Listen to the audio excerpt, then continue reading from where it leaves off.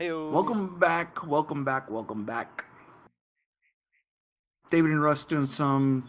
We're testing poorly some Battle Brothers. I'm gonna wreck this shit. Fuck yeah. This is gonna be an easy fight. Engage! It's like fucking hardcore Captain Picard shit. So here's the battle screen. Um, the little bouncy guy means it's his Uh turn, and there's also the turn list down here, so I can see like this guy's gonna go next, and huh. Okay. then Humbert, and then this guy, and then this guy, and then blah blah blah. You got your combat log up here. Not super useful and great so far. I've exhorted the devs to make the combat log better. Right.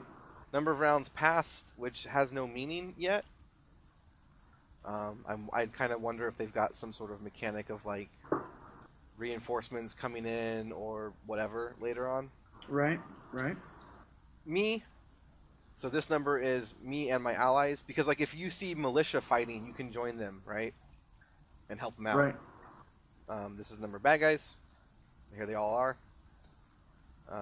We got our selected dude here. We can open his inventory down over here.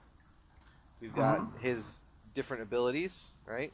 Hotkeyed as well, so I Nice. can push 1 and aim, or I can push 2 and aim. Right. You got your wait turn, which puts him down at the end of the queue. Right. Oops, which I accidentally just clicked, which is fine because I wanted to. Because I always wait with my archers for the guys to move closer, and then I fill them full of arrows. Good. And your end turn button, which is just going to end your turn, right? Right. You can center the camera.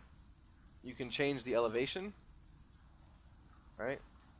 So Okay. like this guy's on a tiny little hill, right? It's a 1-up Right. hill. Show the hit points and armor bars. Although I like, because of this game's art style, you will see in a little bit, you don't need this very often. There's visual indicators of like how damaged someone's armor is or Right. how wounded they are. And then the retreat button, which the retreat button essentially auto-resolves the rest of the battle. Definitely not in your favor. You will lose guys. Even if I retreated right now, I will lose guys from doing Right. this. If you run all the way to the edge of the map, you can retreat safely though. If, like Okay. whoever is on the edge of the map gets away for free, basically.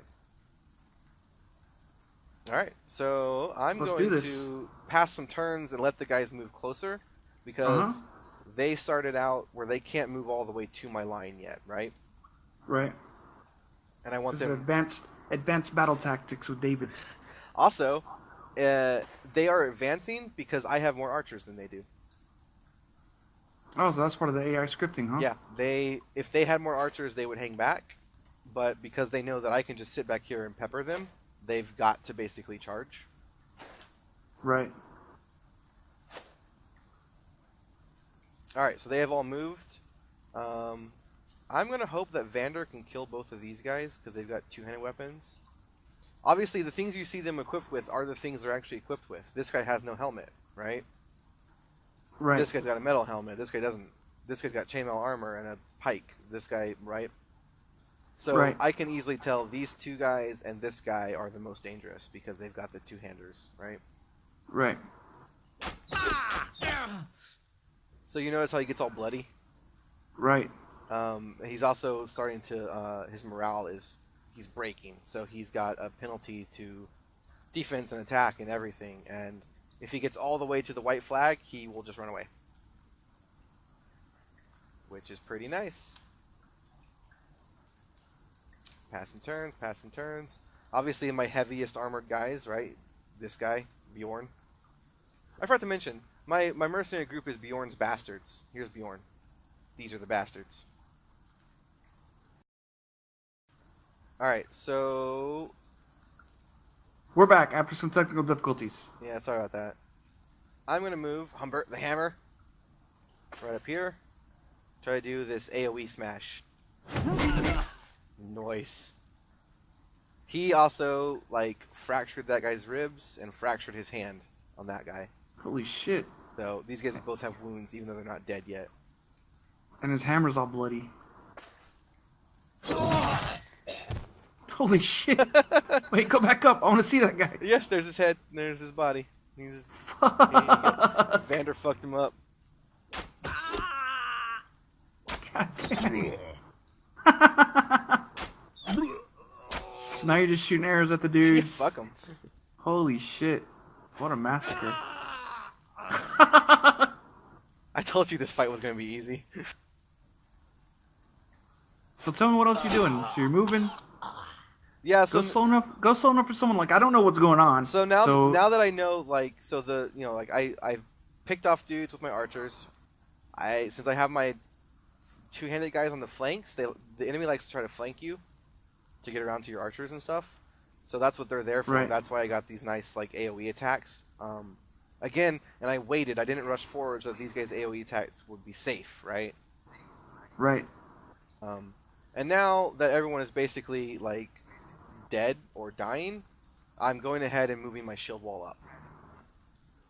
And Okay. this guy could move up close enough that he could also stab and attack, and so Right. this guy. So like that finished off the two wounded guys and this guy here. So I've only got this dude and this dude left. So I'm basically just gonna charge him. So you see Sir Hilmer moving all this way. He can't attack, right? Right. So I'm just gonna pass his turn, and I'm gonna move you over here. Same with Bjorn here. So a lot of the times you want to you don't want to run a guy up to an enemy if the enemy hasn't gone, right? Because then you can't do Right. anything. You just run up and stand in his face and get hit. But like I know this is Right. relatively safe. He was gonna switch weapons because he had throwing axes equipped, which you can't use in melee combat. And this guy is basically dead. Right. And now, the unfortunate thing is that my archers have ceased to become useful. If I try to shoot, I might accidentally hit my own guy in the back of the head. Right. So I'm passing the turn with the archers. And Humbert, no! So I hit his shield.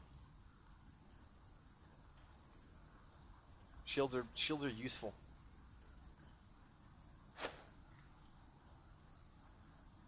That dude looks like a boss. Got that freaking frown going on. Also, pissed. if you mouse over them, so you see spears have a bonus chance to hit. That's what the thrust is from. I have a bonus because he's surrounded. So, like, I think there's a maximum of plus 10 or whatever. But he's shield walled up, and so his shield is an automatic penalty, and he's also used his shield wall special ability. So I've got my hit chance a lot lower. But I still hit him anyway. And that hit basically did a tiny bit of hit point damage and some armor damage. Right. He's dead. So Nice. now what I'm going to do is I'm going to take Heribert. I'm going to use the split shield skill. Now you don't have a shield. Sucka. And Bjorn should probably be able to finish you off. Yep. Damn. So All right. So what am I looking at now? So this is post-battle screen. You can see Bjorn killed someone. He did this much damage. He took this much damage. He got this much XP. He's got some light wounds that will heal by tomorrow because he got nicked, basically.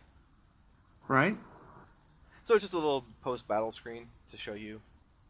You might see someone like, why are you doing no damage? And you might want to rethink your shit. It's not super useful to me. In fact, one of the problems is if someone had died, they'd be shown dead here, right? But I can't click on them to sort of like see, because sometimes I forget their names because I'm a terrible person. And then once they're dead, I'm like, who did I just lose? I kind of forget who it was because it's just a mutilated body and no like indication of who it was. Right. And they've got loot screen. So like here I can take the tools, I can take the bread, the gold, the ammunition, the medical supplies. I could take this stuff, but it's not really worth repairing because see it's sort of damaged. Right. And it's just a woodcutter's axe. Yeah, they were poorly geared. I got plenty of money, so I don't need to take all this shit. Early game, you Right. loot everything, right, and go back and sell it. Right. And that's it.